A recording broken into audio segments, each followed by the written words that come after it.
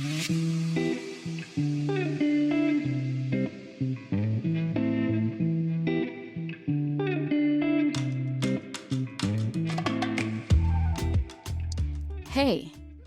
I'm glad you're here. Welcome to Wapkutim Mapkutil, which means you're listening to me, I am listening to you. I'm Aurélie Zephyr, a licensed therapist, and this podcast is a safe space for the Haitian community to talk openly about mental health, trauma, anxiety, depression, and more, and learn practical tools to help us heal and grow.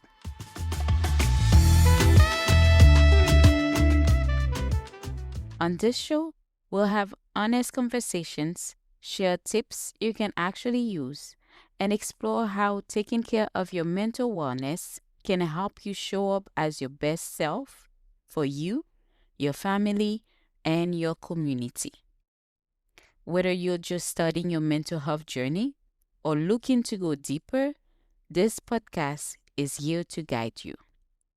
So, take a deep breath, settle in, and let's listen, learn, and heal together. Just a quick note before we get into today's episode. This podcast is for informational and educational purposes only, and it is not a substitute for individual therapy. Okay, y'all, let's get into it.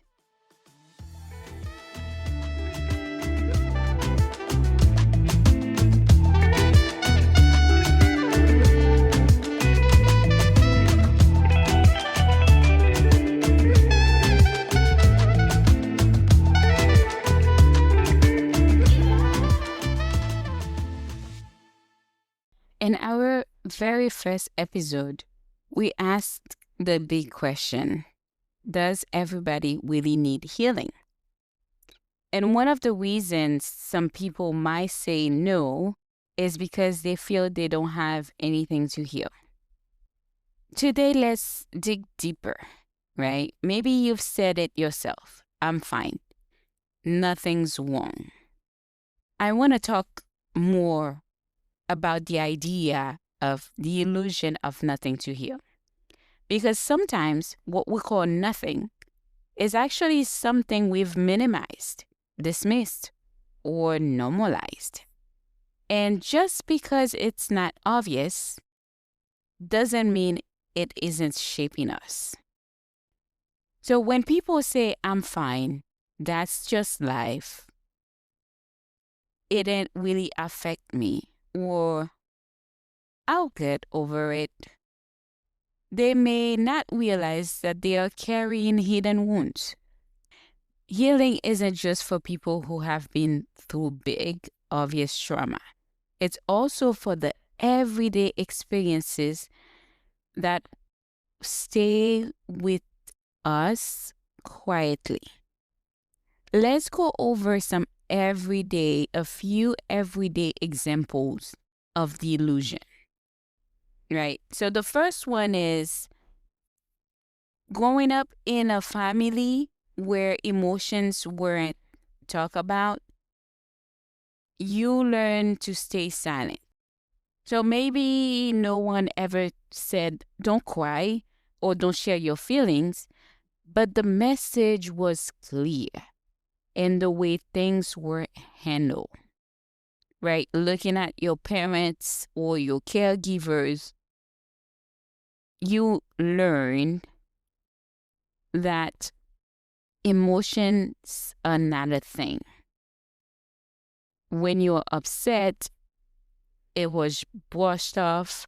If you were hurt, you were told to be strong.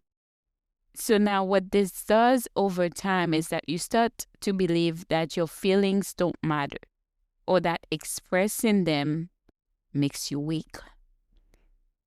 You become really good at staying quiet. You start keeping things aside because what's the point if it's not going to be received safely from the people around you, right?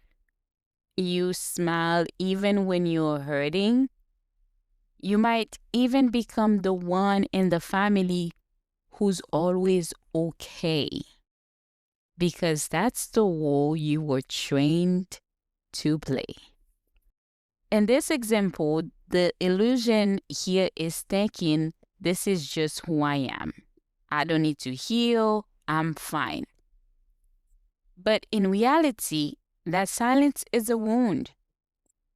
It can show up later as difficulty opening up in relationships, struggling to ask for help, or feeling disconnected from your own emotions. You forget you forget to read or understand what you are actually feeling. And in this case, healing isn't about fixing something dramatic. It's about giving yourself permission to feel, to speak, and to know that your emotions deserve space too. The second example is always being the strong one. You are the helper, you are the fixer, but you were never given permission to rest. Maybe in your family or in your community, you become the person who carried everyone else's burdens. Whatever is wrong with somebody else or whatever is going on, everybody knows to come to you. And you are the one people lean on when things fell apart. And in a way, that will give you purpose. It even give you pride. But when this role is taken away from you, you left with nothing. You actually don't know your real identity. You feel broken because that's how you viewed yourself. That's how the world, the outside world viewed you. And you feel like you are no one when this is taken from you. So over time, being the strong one can come at a cost. You learn to put your own feelings aside and needs last. You convince yourself that you don't need support because you're the support, right? For everyone else. And the rest feels selfish. Asking for help feels weak. And before you know it, you're exhausted, but you can't even admit it out loud. And in this example, the illusion here is believing that you are strong and you don't need to heal. But the truth is, even the strongest people need care. Okay? Healing in this case means giving yourself permission to not always be the rescuer, to set boundaries, and to let others show up for you. You deserve people to care and show up for you. And the last, I think, it's a great example of how we go about our life and thinking that nothing is wrong, is when we normalize microaggressions or cultural stigmas. So maybe you've been told growing up, that's just how people are, or don't make it a big deal, right? You brush off hurtful comments about your appearance, your accent, or your background because it happens so often that it starts to feel normal. But here's the thing. Just because something is common doesn't mean it's harmless. When we dismiss these experiences, they don't just disappear. They pile up quietly, right? Over time, they can affect how we see ourselves, how safe we feel in certain spaces, and even whether we allow ourselves to take up space at all. And in this example, the illusion here is believing it's not that serious, it's fine. But healing means recognizing that those small cuts matter. It means giving yourself permission to say, that did hurt me, and it deserves my attention, right? Healing here is about reclaiming your dignity, your voice, and your worth. We convince ourselves these things don't matter, but the truth is they do. And when we carry these hidden wounds without addressing them, they show up in our lives in different ways, and there's consequences of ignoring them. For example, we might feel numb or disconnected, right? We don't have a sense of peace or grounding because we can't connect with ourselves, with our own emotion. It feels so chaotic inside of us, and we are not at peace. We might repeat unhealthy relationship patterns. We might find ourselves with different, people being in relationships. It could be friendships. It could be, right, romantic relationship, any kind of relationship where it's a different person, but then eventually we find ourselves in the same pattern. The same things keep showing up. We might overwork, or we might people please or chase perfection. Or sometimes emotion we thought were buried come out in unexpected outbursts. It's like a pressure cooker. And then you keep stuffing things inside and eventually it just explodes. These are signs that something inside us is asking to be acknowledged, even if we've labeled it as nothing. So going back to the example that I talked about in the first episode, I once thought I was fine. I told myself that I didn't need to revisit certain parts of my story, but later life showed me otherwise. And it was like carrying a splinter under the skin. It's invisible from the outside, right? But the sting was always there. I didn't realize how much it shaped my reactions, my relationships, and the way I saw myself until I started really paying attention. So healing starts when we are honest enough to say, maybe, just maybe that thing I call nothing is actually something. So here are some tips and strategies that I think can help us reflect and be aware of the things that are there and still affecting us. So one tip is to check your I am fine moments. The next time you say it, right? Pause and ask yourself, am I really fine? Or am I just missing something? Maybe you might think about some small moments that still stick with you, right? Maybe it was a comment that someone made, a look that you got, an experience you brush off. Ask yourself, what am I feeling about it? Why is still there? Why it still lingers? And another tip, my favorite, is journaling, right? And a good prompt for finding out the things that we're still holding is just asking yourself, what parts of my story do I downplay or dismiss?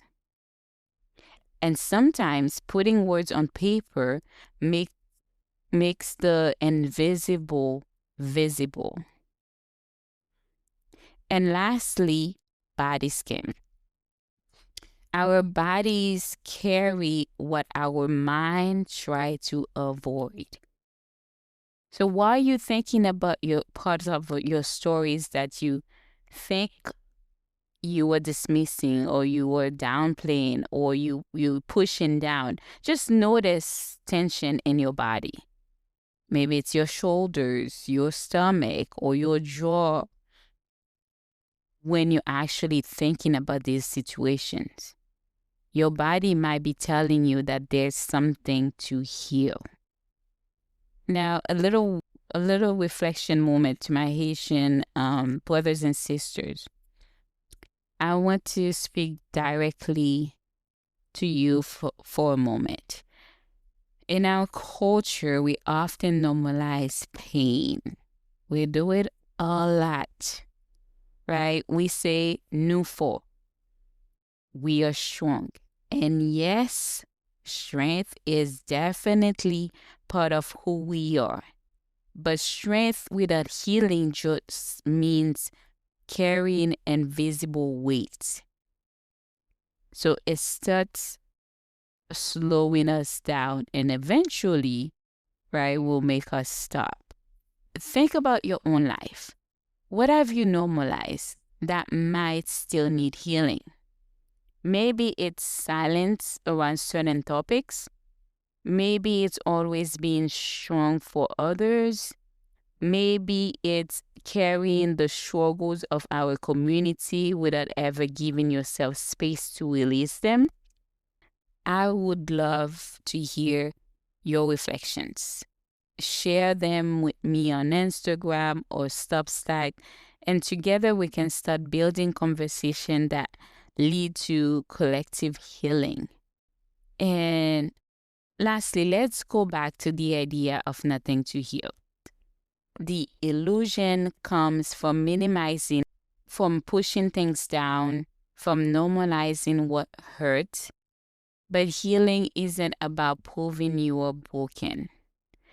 It's about honoring your story and allowing yourself to grow into wholeness. Okay, y'all. If this episode spoke to you, please share it with someone who might need to hear it. And don't forget to subscribe so you don't miss the next episode. And if you would like to connect with me further, check out the link in the show notes. Until next time. And remember, healing begins the moment we stop dismissing our pain and start listening to it. Thank you so much for tuning in into Koute Koute. I hope today's conversation gave you insights, practical tips, or encouragement to take care of your mental health and continue your healing journey. Be sure to subscribe, leave us a review from wherever you are listening, and share it with someone in your community who might need it too. For those listening from California, you can visit my Alma page in the description below to learn more about my individual therapy sessions and other services I offer. And remember, Koute Koute. Keep prioritizing yourself, keep learning, and let's heal, grow, and thrive together.